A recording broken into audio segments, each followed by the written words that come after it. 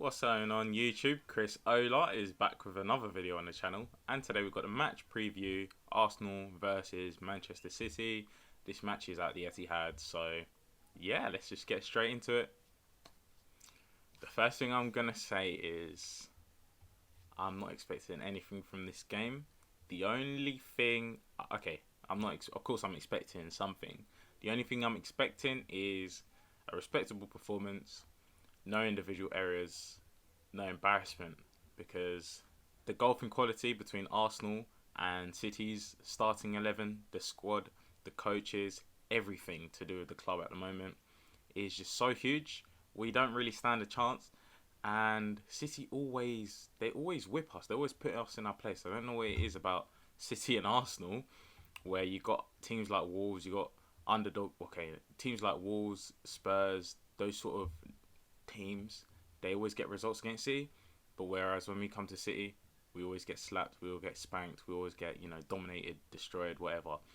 But yeah, let's just get into the lineup that I feel like I'm going to see. In fact, I looked at the SofaScore predicted lineup, and it is almost exactly the same, if not exactly the same as the lineup I was expecting to see. So we'll click the lineup.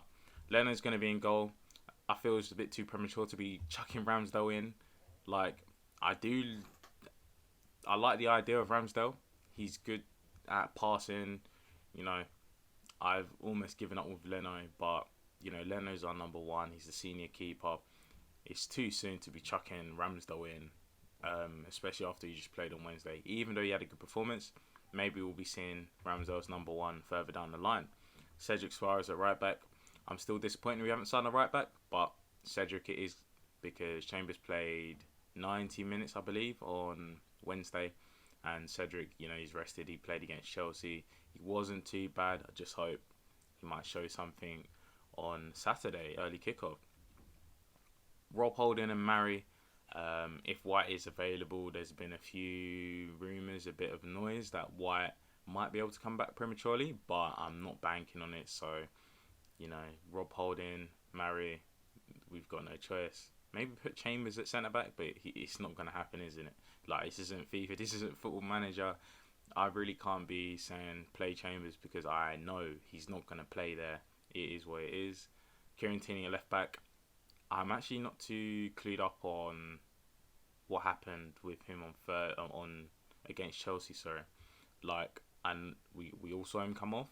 He wasn't in the squad against West Brom, but just hearing noise that he isn't actually injured. It was just a knock. In fact, I'm literally at my desk right now. I've got a computer in front of me. I'm gonna have a look quickly, so I'll be back. So yeah, probably should have done this beforehand, but it doesn't hurt to do it now. I can always edit out what I need to. But in regards to Ben White, he's asymptomatic, so he hasn't got any. He hasn't got any symptoms. He's not got loss of breath. Was it shortness of breath?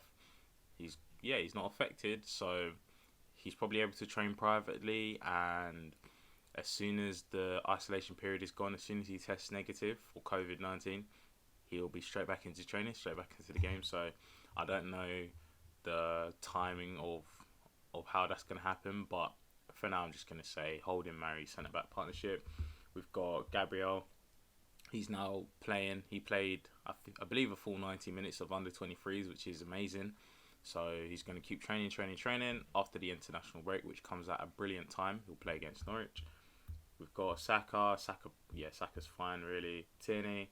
So, it was only cramp, and he's been fit. Okay, brilliant. Amazing. That is what I wanted to see. It's only cramp, and Partey will be back whenever. So, that's all good. So, yeah, I can close that down. So, yeah, Tierney left back. No brainer.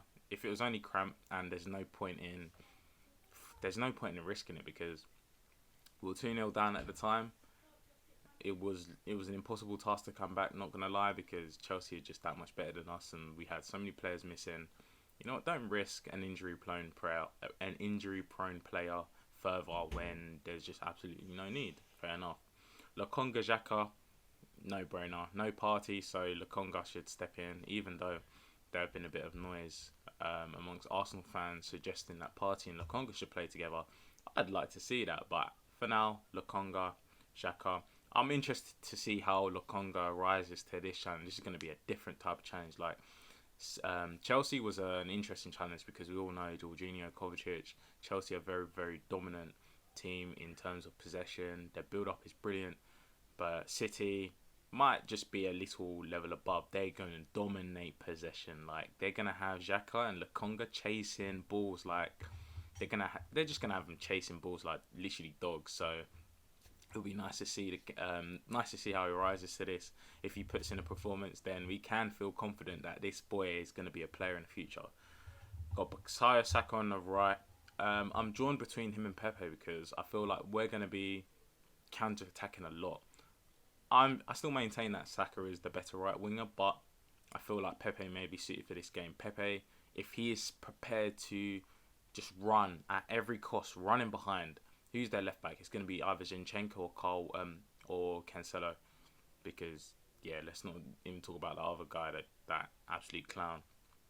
But yeah, if it's Zinchenko, he's gonna beat him for pace. He's gonna beat both of them for pace. So he needs to be prepared to run in behind, be a proper outlet for Xhaka, for Mari, Lokonga, Odegaard to hit and to give us space. He needs to have brilliant hold up, etc., etc. So I would play Pepe just because I feel that makes more sense for this sort of game. But if Saka plays in, I trust Saka to be able to do the same thing, to be fair, be an outlet, retain the ball, and give Cedric a bit of help, because defensively Saka is one of the defensively we know Saka, he helps out. Emil Smith Rowe on the left. I've seen one slander name on Twitter, Emil Kills Flow. Like, that's just so creative. But I'd like to see him on the left. I did say he is a good player, but pushing that sole creative burden on him to create for the whole team when you've got Nelly, Pepe, Aubameyang, etc., etc. He's not that sort of player. So bring him in, put him on the left where he's got a bit more, where he's got the opportunity to be an outlet as well, just like Saka. Like he's got a burst. He's got an explosive burst. So I want to see it. I want to see him attacking, whether it's Kyle Walker or Cancelo at right back. Probably going to be Kyle Walker just because we've got that small counter-attacking threat. But I want to see him on the left, and Odegaard in the middle. He has to play. He has to play because we haven't got anyone who's capable of creating, helping out with the build-up.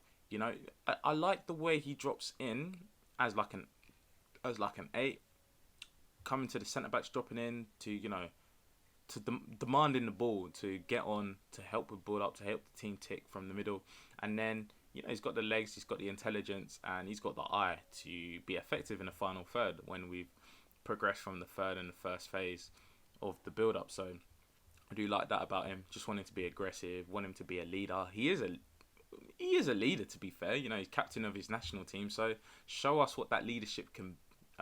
Show us that leadership in this game. You are a senior player, even though you are only 22. Like, you're one of the most experienced players, so show that, and hopefully we see a wonderful performance. And Aubameyang out top, coming off the back of a hat trick against West Brom, of course, not quite City, but we know what he can do. He is a frightening prospect for any centre back. His pace, his physicality, not in terms of strength, but literally his engine and stamina, etc. The pace, like I just mentioned, is frightening for any centre back. Any centre back is going to have to be constantly looking over their shoulder. And Diaz and Stones, I don't even know if Stones is going to play, but if it's Laporte, they haven't got the legs to keep up with him quite. So hopefully he plays and he actually has a good game, because Nelly, Balogun, I don't feel like they're ready to be relied upon. I want them to get minutes here and there, definitely. Carabao Cup, FA Cup, they deserve minutes.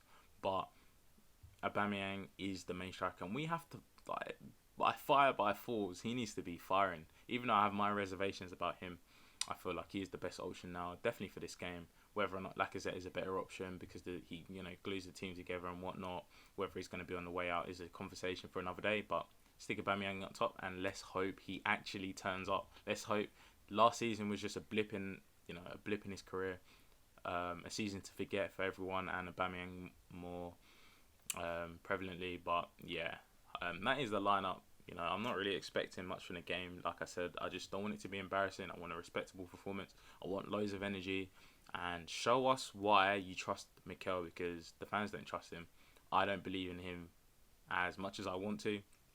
I want to believe in him, but he needs to show me that yes, this is the process that we need to be trusting. But yeah, that's it from me. You know, it's not going to take me too long to edit this video. I'm going to get it out before the West Brom preview. Sorry, match reaction even. I've got that editing. You know, I need to get back on top of it. But I'm working a lot, and you know, just life in it. I'm living my life. But I hope you guys enjoyed this video. You know, drop a like if you did enjoy it. It might have been long-winded. I'm going to try and condense it as much as possible. I'm getting better and better at speaking at the camera. Less stammering, less hesitations, less less of the you knows and whatnot. But we all start from somewhere. So I'm going to close this video. I'll see you guys in a bit. And let's hope we get a win. Come on, you Gunners.